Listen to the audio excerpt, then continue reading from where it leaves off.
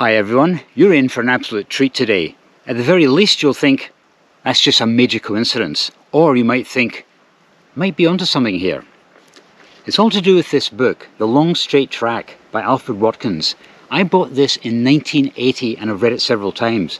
It was first published in 1925 and Watkins actually dedicated his life to studying something which he'd discovered in his youth. And that was, across Britain there is a network of straight lines which were built by people thousands of years ago to get from A to B. Now he says they're still there and you have to look out for them, and all of these lines, which he calls sight lines, pass through points of significance called burial mounds, earthworks, churches, castles, moats, ponds, wells, beacon points, crossroads, hill peaks, stone circles and standing stones. Now over the years I've looked for something around in the Paisley area, couldn't find anything because Paisley's so built up. And then a few years ago, here, just north of Clochodrick, I discovered something. And I thought, oh, that's very interesting. These points do line up. Now people say that if you have enough points on a map, you will find a straight line. But in this part of Renfrewshire, I've only found it twice. One was 3 points, which I will mention later on. They are very significant. And the one which I'm going to take you on today, which is not 3 points, or 4 points, or 5 points, or 6 points, but 7 points in a row. And I guarantee by the time you get to the end of this walk, you will be thinking, yeah, there is something funny going on. Our long straight track starts here at Thornleybank Hill, 277 metres above sea level, and it is north of Clochodrick. But it heads down in a southeasterly direction, about 120 degrees southeast, through Howwood and then beyond. You'll enjoy this journey. Why do we start here? Well, I did some research and this is what I've discovered about Thornleybank Hill. Back in the 17th century there was a preacher named James Renwick, and he used to preach up here on this hill. There are lots of hills to choose from. Why did he pick this one? Who knows? But in 1907 someone discovered what they called the Big Ring, and it was a circular hollow that had been dug out into the top of this hill. We could go up, but we're not going to because it's now a Forestry Commission area and there's nothing much to see. But it's almost as if James Renwick thought there is something significant about this hill, and that's where our walk starts. I tried to extend the line northeast, but it only passes through the Renfrewshire Hills and goes through Inverclyde. I couldn't find any of these points. There might have been some in the past, I just couldn't find any now.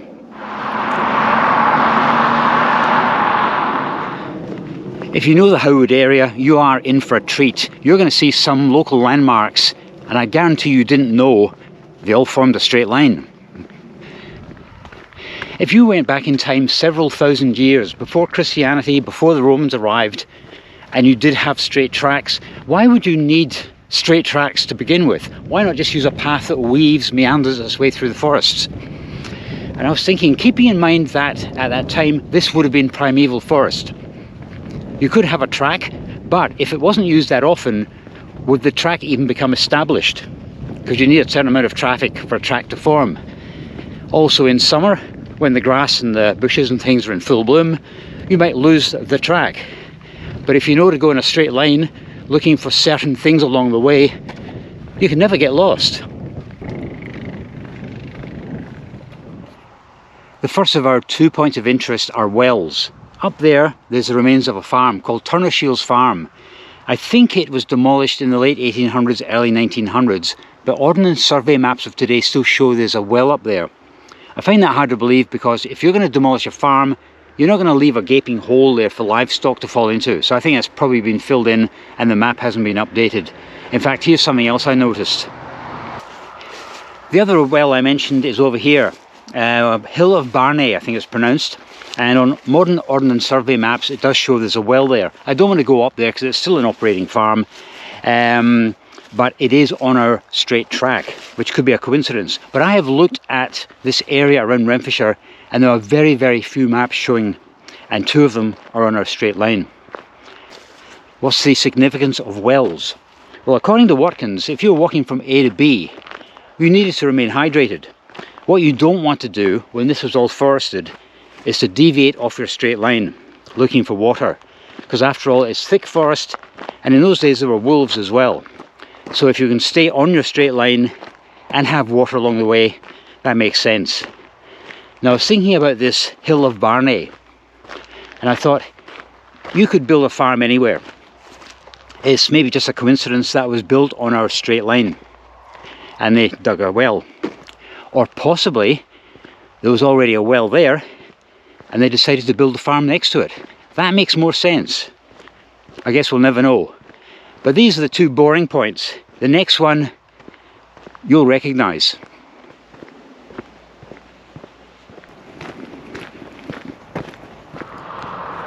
I find you have to take wells on Ordnance Survey maps with a pinch of salt. This is marked as a well. Possibly that was some kind of winch or something, but it's hard to tell these days. But it still shows as a well on current Ordnance Survey maps. That was the sort of thing which attracted Watkins' attention in the first place. Now that isn't a burial mound, it's just a hill, a rocky hill with trees growing on it. But even to this day, they still exist. And that's what appears on his book.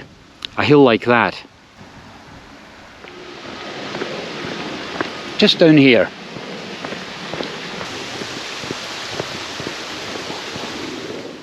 Remember at the start of this video I mentioned I'd looked in this part of Renfrewshire for more lines. I could only find our 7-pointer, which we're following today, and also a shorter one which linked 3 points.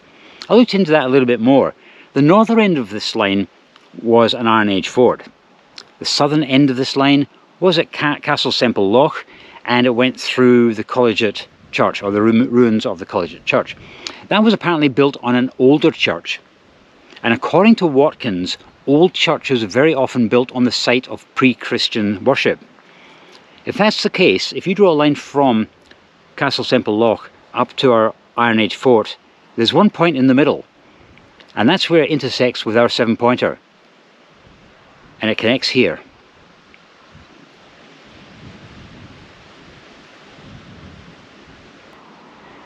Yeah, that's the Clochodrick stone. This is a great example of what's called a glacial erratic. The mineral composition of this stone is the same as the stone up in Inverary, and it's thought that during the last ice age this was carried down on a glacier, and when the glacier started to retreat this was gently placed somewhere, and it's now standing by itself now. The thing is, I don't think this was the original place where it was dropped. I think that this has been moved. And the reason for that is because, let's face it, it makes an absolutely fantastic crossroads for our two lines. There's no way you could be walking through a primeval forest full of trees and not see that in the distance. And let's face it, how difficult would it be for them to move it from, let's say, up the top of the hill here down here? Quite easy, because recently they've discovered that ancient people moved granite from the north of Scotland to be placed in the middle of Stonehenge in the south of England. If they can manage that, they can move that a couple of 100 metres. I'm also going to read this from a bit of paper so I get it right. The stone was originally a Logan stone or clachbraith, as they were known in Scotland. These stones could be rocked without much pressure as they were balanced on other stones. So, if they can put that rock there on other stones, they can move it a couple of 100 metres. These balanced stones were used as an opening at court by Druids to determine innocence or guilt, and were common wherever Druids had a presence. So there you go. But more importantly, that is on our long straight track, and it could very well have been a junction point with the other one which I mentioned. If you think the positioning of that stone on our long straight track is just a coincidence, keep watching, because you're going to have to hold on to your socks. The next one will blow your mind. We're now approaching Howwood. I promised you something interesting, and you're going to see something interesting.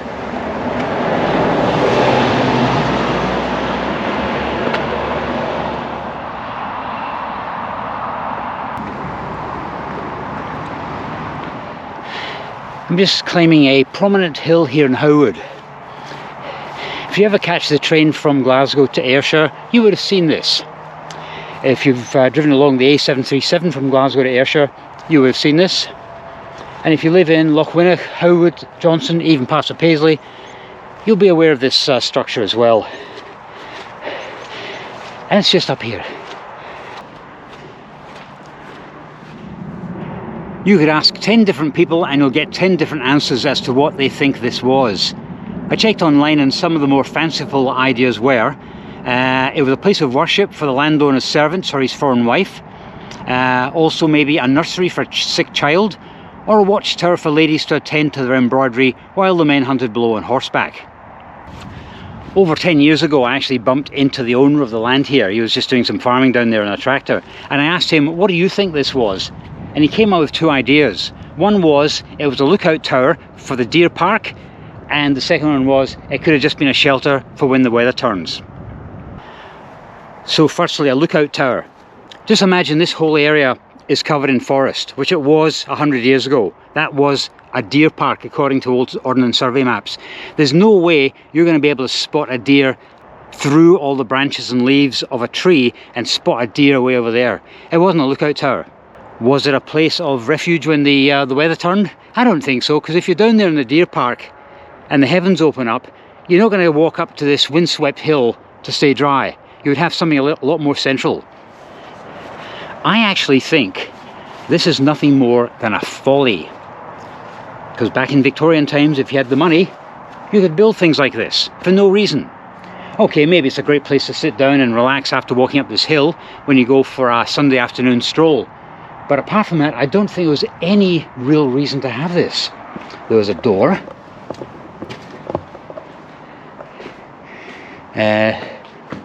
That wasn't necessarily a fireplace, don't know what that is. That was a fireplace. So maybe it was a rest area, but I don't think anyone really stayed in here. There are these interesting square notches, and they kind of align with these ledges. So the chances are there probably was a second floor on this. But apart from that, I think it was just a folly. This, ladies and gentlemen, isn't the reason why we're here. This is called Kenmure Hill, and that's not even the highest point of the hill. Highest point is just over there. We're going to go for a little walk because there's something I'm going to show you.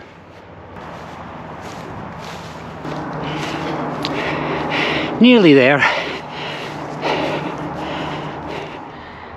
And so here we are at the highest point of Kenmure Hill. Why am I here? Well, there's nothing to show you, but old maps show that this particular location had something similar to that.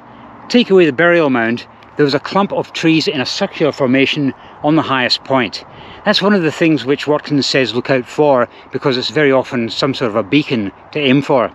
But here you've got 2 points. You've got the highest point here, and you've got another point there. Why am I here? It's the bit in the middle. It's the saddle between these two hills. There's something quite interesting down there.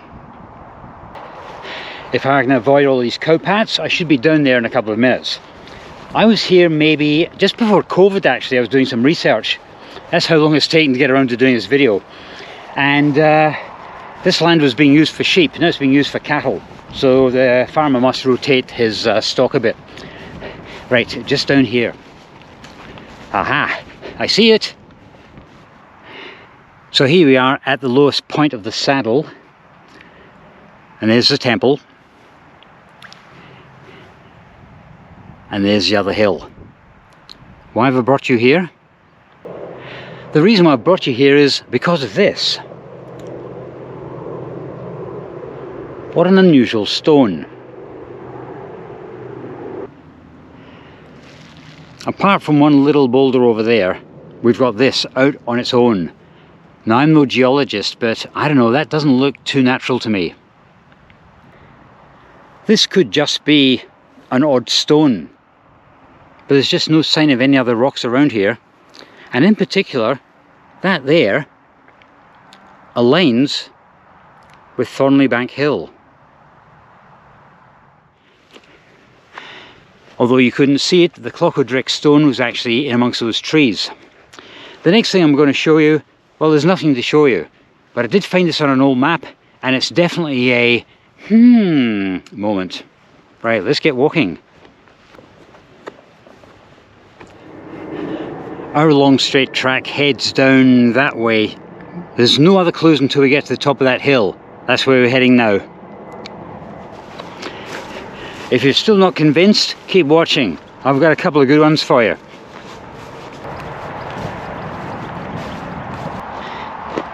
I do appreciate that if you're looking for intermediate points on a long straight track, and one of those intermediate points is a natural feature like Kenmure Hill, That's a coincidence.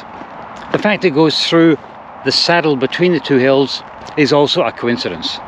But the fact that there's a rock there marking where our track passes through, not sure about that one. The line continues through the western side of the village of Howwood. I haven't been able to find any clues there, but the next one on our line is just up this hill. The next point on our line involved a little bit of historical research, but it's another one of these moments. You'll see. That's Skiff Wood. I'm not actually going to walk across or through the wood, because on the other side, where our line is, there's nothing actually to see. But there would have been in the 1800s. There was a farm there called Corsehead Farm, and it was demolished in the late 1800s. And it was right on our line, and I thought, I wonder if I should look into this farm a little bit more. Now, I have this book. I love this book. It's Chambers Scots Dialect Dictionary from 1930. It's lovely. And according to that book, the word course means, it's an old Scots word meaning a place to cross or pass over, which is exactly what Watkins says you should look out for. Or it could mean a cairn. And according to Watkins, they're the sort of things that appear on these straight tracks. Again, it could just be a coincidence. I guess we'll never know for sure.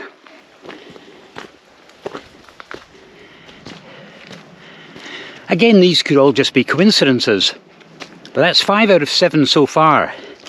The next one's a good one, and number 7 you will love. Even if you don't believe a word I'm saying, there's no denying that this is a beautiful part of Renfrewshire. The views are lovely, especially when the sun's out. This farm is called North Castle Walls. It's not actually on our line. I just love to look at old farms and the stories that must be there, the people who have died there, been born there. That's been around for hundreds of years, now it's just a ruin. I often wonder what happened to these farms. It would have been a tough life back in the day to be a farm owner. Did they decide that they had enough and they wanted to move to the big city? Or did they maybe not have any family to pass on to when they died?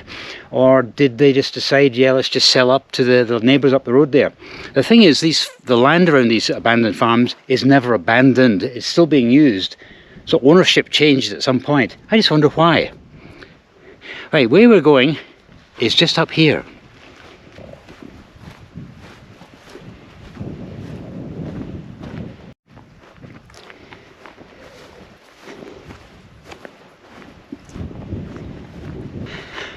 I'm not actually sure what side of this fence I should be on, but I guess I'm going to find out shortly. I was here about, I don't know, it was before COVID anyway, and I cannot remember which way I went up, but I can see the track to the summit, that's the main thing.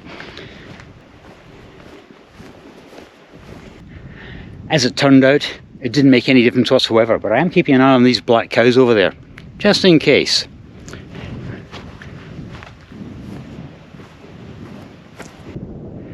Of all the coincidences on this video, this is the biggest coincidence. It's a natural feature, our line just happens to pass over it. But this is Walls Hill, and it was an Iron Age settlement. And in 1956 they found evidence of timbered walled huts and the whole lot here. The line doesn't pass through the highest point, but it does pass through the site just down there.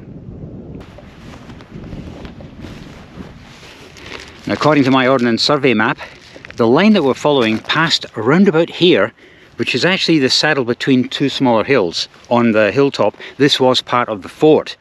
So our line did pass through a fort at some point. But I want to see what's just over there. Right, I'm just taking my time walking down here because I don't know how swampy this might be. It is definitely soft underfoot, that's for sure. But I need to see what's on the other side of this because it's going to be a great way to finish this video. I hope I can find it. Okay, here we are at the edge of this cliff. Can I see what I'm looking for? Oh, this is actually tough going. Quite a few people walk up to this hill just for the walk, but I think very few people come down this far. Uh-oh. We've got a herd of cattle here, which I'm not happy about. How are we going to do this?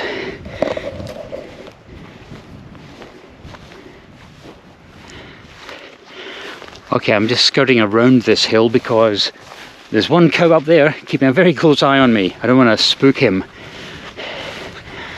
Right, what I'm looking for is just over here.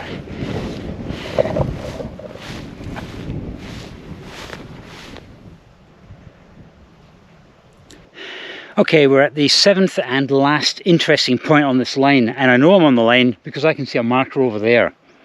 Have a look at this. Just over there, there's a farm called Mid Hartfield, and I've been walking around here trying to get the alignment right, and I can't because it's either swampy or I've got some nasty looking cows watching me. I just cannot get the right alignment. Also, there's some trees blocking it, but it's easier to see on an Ordnance Survey map. That is the alignment of our track. The interesting thing about that road to the farm is, back in the day when it was laid, it could have been a track. It could have been 50 feet to the left, it could have been 50 feet to the right, it could have been at a different angle. But no, it is right on our track. And I think that's fascinating. I think that is more than a coincidence. I think that was possibly an access track up onto the fort here at some point. Now, I have tried and followed the line further again, but I just have not been able to find any clues whatsoever. That doesn't mean there weren't any, just you can't see them now.